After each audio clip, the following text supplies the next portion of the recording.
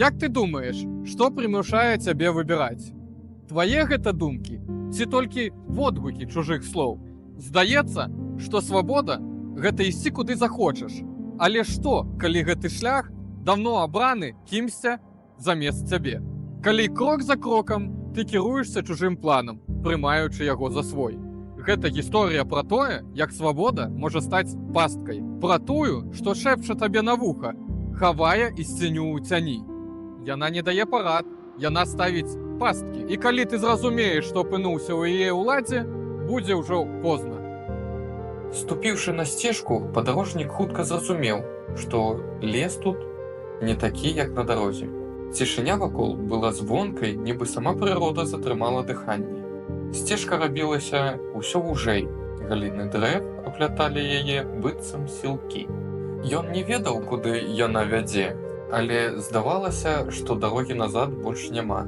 Тады ён пачуў ціхі, ледзь прыкметны шэпт, нібы лісце перашэптваліся паміж сабою. Але чым далей ён ішоў, тым больш выразнымі рабіліся словы. Хтось казаў пра свабоду, пра тое, як лёгка скінуць усе ланцугі і забыць пра абавязак. Ты можаш ісці куды хочаш, рабіць, што хочаш. Нішто больш цябе не трымае, толькі зрабі першы крок. Падарожнік спыніўся. Шэпт быццам заходзіў адаўсюль і ніадкуль адначасова. Яму здавалася, што голас ведаў ягоныя думкі, ягоныя страхі, ягоныя сумненні. Ты заўсёды марыў пра свабоду, хіба не так? Прашаптала сцемра. Я пакажу табе, што гэта значыць. Падарожнік выйшаў на паляну. У цяні дрэваў стаяла постаць, падобная на старога. Галіны нібы ўпляталіся ў яго цела, а на плячах віселі лахманы, пакрытыя мохам. Твар старога быў схаваны ў цяні, але яго голас быў упэўненым. Навошта ты звярнуў сюды? Ты прагнеш свабоды, але свабода, якую ты шукаеш, знішчыць цябе. Постаць расстала, нібы яе і не было. Падарожнік скамянеў на месцы, але ў галаве ўжо гучала. Лясун. Ён чуў пра яго. Вартаўнік лесу. Заступнік тых, хто паважае яго ўладанні. Яму распавядалі, што лясун можа папярэдзіць, але ніколі не паказвае дарогі. Пакуль ён шоў далей, думкі мітусіліся. Лясун толькі адзін з тых, хто водзіцца ў гэтых мясцінах. Падарожнік згадаў русалак, што вабяць да вадаёмаў. Добрага духа хованца, які часамі хавае скарб для чыстых душ. Жартушку, чый свет прыносіць і ўдачу, і бяду. Але ніхто з них не казаў пра свабоду. Ніхто не шаптаў пра яе ў спіну, не падштурхваў. Тая, хто заклікае да свабоды, ніколі пра такую не чуў. Мільганула ў ягонай галаве, але ногі ўжо неслі яго па сцежкі наперад. Падарожнік прабіраўся праз густы лес, калі заўважыў наперадзе постаць. Незнаёмец сядзеў на паваленым дрэве, згорблены, з калматымі валасамі і адзеннем, якое прырода, здаецца, ўжо прымала як часціну сябе. Ён не падняў галавы, толькі прамовіў хрыплым голасам. Дарма ты сюды звярнуў. Яе голас ужо ў тваей галаве. Ці не так? Падарожнік насупіўся, але не спыніўся. Пра што ты? Хто ты? Той, хто ўжо ведае, што цябе чакае. Незнаёмец нарэшце зірнуў на яго, і ў вачах яго застыла нейкая глухая туга. Бадзюля, яна прыходзіць да тых, хто занадта доўга цягнуў за сабой ланцугі. Яна кажа табе тое, што ты заўсёды хацеў пачуць, што можна кінуць усё і сысці. Сысці куды? Падарожнік насцярожана насупіўся. Куды заўгодна. Галоўнае, як мага далей. Незнаёмец ківаў галавой. Яна шэпча табе, што цяжар, які ты нясеш, не твой, што ты можаш быць свабодным, што ўсё, што ты лічыш важным, усяго толькі ілюзія. Смешна. Раздаўся голас у галаве падарожніка. Лухта нейкая. Слухай далей, можа яшчэ нешта выйдаць. Як ты яе пачуў? – спытаў падарожнік, не звяртаючы ўвагу на голас. Я быў такім жа, як ты. Занадта стаміўся, занадта расчараваўся. І калі пачуў гэты шэпт, падумаў, што гэта я сам. Чалавек горка усміхнуўся. Я кінуў усё, вырашыў, што змагу пачаць нанова, проста ісці. І ведаеш, спачатку гэта было падобным да шчасця. А потым падарожнік прысеў на кукішкі, спрабуючы разглядзець твар незнаёмца ў цяні. А потым я зразумеў, што гэты голас не мой. Яна нашэптывала мне ўсё далей і далей. Ідзі, нічога не трымае, ніхто не чакае. І я ішоў, але чым далей адыходзіў, тым больш губляў сябе. Усё, што ў мяне было, усё, што я любіў. Цяпер я пусты, а яе шэпт – усё, што ў мяне засталося. Лухта, просто слабак. Умяшаўся ўнутрыні голас. Ты не такі, ты вытрымаеш, ты мацнейшы. Просто ён апынуўся слабаком. Падарожнік на імгненне заплюшчыў вочы, спрабуючы засяродзіцца. Чаму ты кажаш мне гэта, калі ўжо здаўся? Незнаёмец усміхнуўся, але ў ягоным смеху не было радасці. Таму што ты думаеш, што гэта твой голас, але гэта яна. Яна кажа цябе тое, што ты хочаш пачуць. Яна ведае, чаго ты баішся. І калі ты гэта зразумееш, будзе ўжо позна. Але ты не паверыш. Ты вырашыш, што ты лепш, што ты вытрымаеш. Вядома, вытрымаю. Голас у галаве гучаў мацней, больш агрэсіўна. Слухаць гэтую лухту больш няма сэнсу. Незнаёмец яшчэ секунду глядзеў на яго, а потым, быццам не заўважаючы дарогі, пайшоў прэч. Яго постаць растала ў зелені лесу. Падарожнік застаўся на месцы, лес вакол быў напружана ціхім. Голас у галаве гучаў усё больш упэўнена. Ты справішся. Ты лепшы. Просто зрабі крок. Лес вакол усё больш чужэў, быццам назіраў за кожным яго рухам. Крок за крокам лес цямнеў усё больш. Падарожнік адчуваў, як паветра гусцее, быццам з кожным уздохам нешта нябачнае аплятае яго душу. Ён ведаў, што сам звярнуў на гэтую сцежку. Яго ніхто не змушаў. Але ці быў гэта сапраўдны яго выбар? Я не слабак. Упарта паўтараў ён сабе. Гэта выпрабаванне. Я вытрымаю. Ты ўжо прайграў. Адгукнуўся голас унутры. З самага пачатку. Ты ж пачуў заклік, і ён стаў тваім. Падарожнік спыніўся, разрываемы сваімі думкамі. Калі голас меў рацыю, значыць, свабода не існуе. Але калі ён памыліўся, то хто ён такі, каб разважаць, што навязана, а што яго ўласнае? Свабода? Гэта ілюзія. Голас быццам здзекаваўся. Ты хочаш скінуць ланцугі, але ў цябе няма ланцугоў. Іх ніколі не было. Ты сам іх выдумаў. Не, выгукнуў ён, сцісківаючы кулакі. Я сам абраў гэты шлях. Гэта мая дарога. Ідзі. Спакойна адказаў голас. Ты хутка даведаешся, дзе яна канчаецца. Сцежка вывела яго да паляны. У цэнтры стаяла адзінокая хата, чорная як смала, і мёртвая, як сама зямля вакол. Навокал не было ні гуку. Нават вецер, здавалася, абыходзіў гэтае месца бокам. Яна стаяла на парозе, высокая і худая. Яе рысы былі невыразнымі, быццам яна не належала гэтаму свету. Вочы, падобныя на туман, глядзелі прама на яго. Ён адчуў, як усё ўсярэдзіне сціскаецца.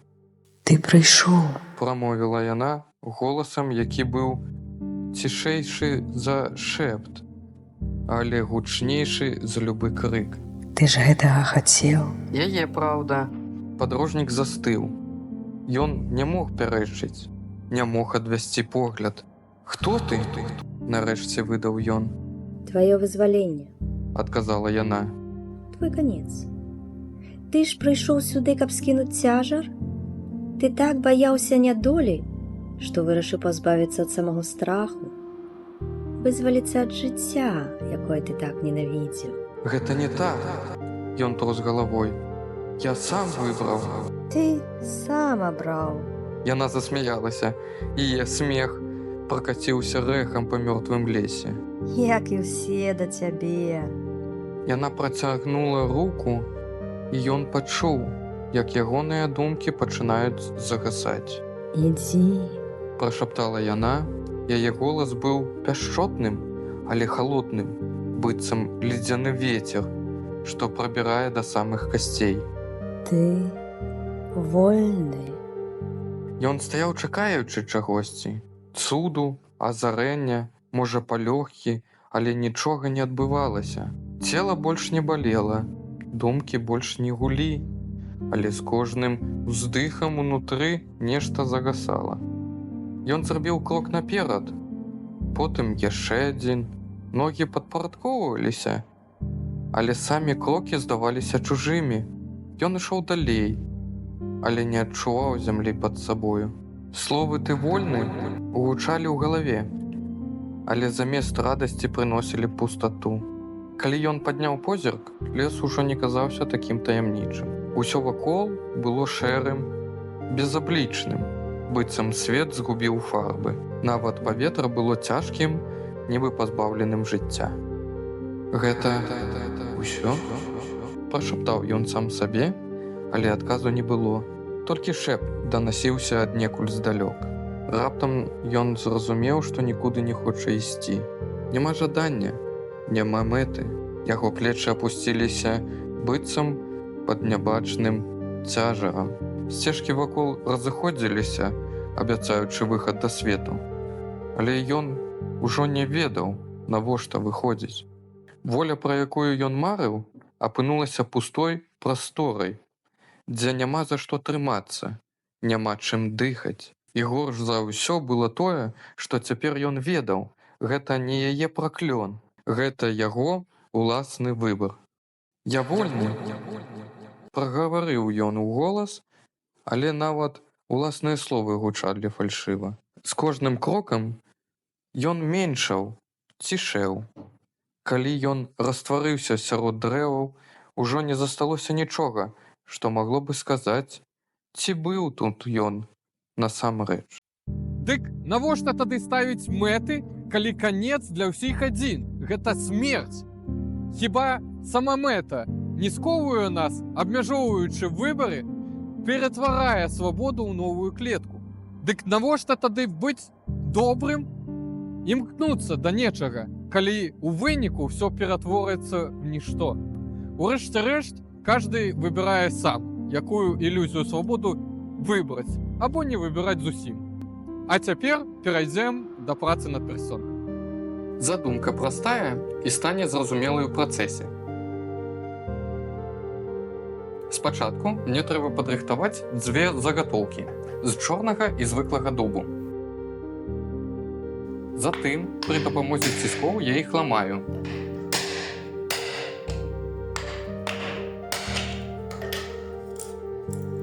Наступны крок – гэта эскіз.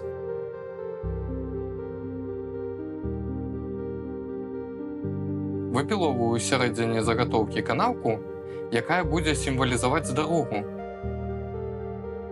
І афарбоўваю яе ў пясочны колер. Далей, каб прасцей было арыентавацца, я бяру эскіз, праз скотч прыклею яго да картону і ўжо па эскізу ствараю форму з картону са скотчам для заліўкі эпаксіднай смалы.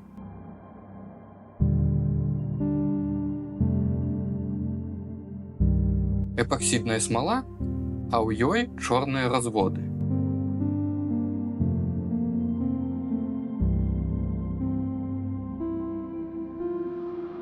Потым, зыходзячы з атрыманага заліцця, я падрыхтоўваю другу палову са звыклага дубу.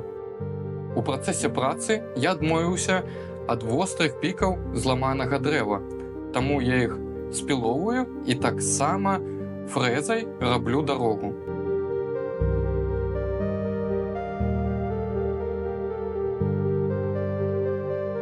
На той палове з чорным дубам я малюю сілуэт бадзюлі, а на звыклым дубе афарбоўваю дарогу. прымерваю гэтыя дзве паловы і рыхтую да заліўкі.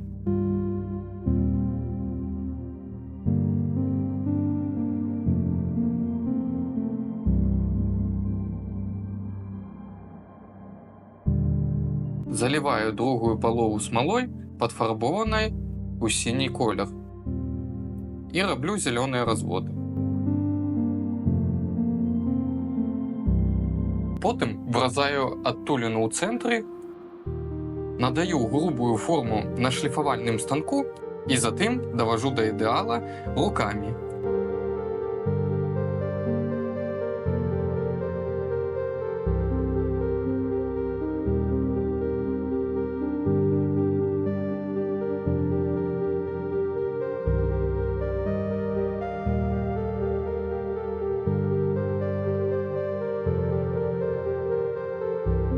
У фінале пакрываю ўсё воскам.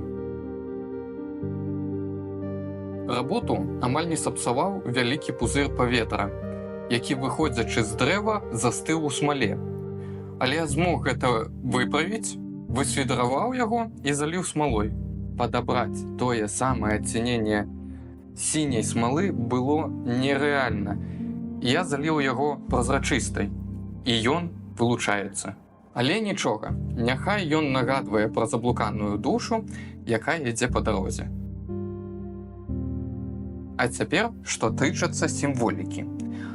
У нас дзве паловы. Першая – са звычайнага дубу з сіняй смалой і зялёнымі разводамі. У гэтай палове знаходзіцца гэтая душа. Потым бар'ер. На мяжы з'яўляецца сілуэт бадзюлі. І пачынаецца другая палова з чорнага дубу, крута зламанага ўніз, з празрачыстай смалой і чорнымі разводамі. Па цэнтру ўсяго пярсцёнка знаходзіцца дарога.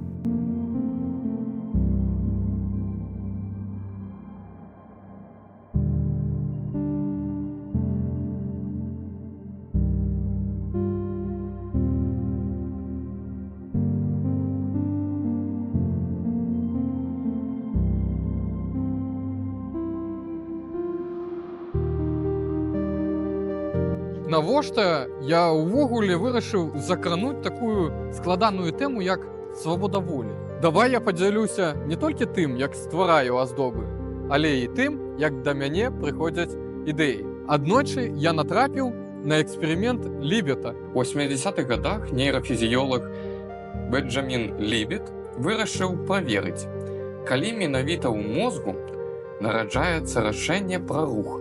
Накшталт, ты думаеш, што вось зараз па сваёй волі паварушыш рукой.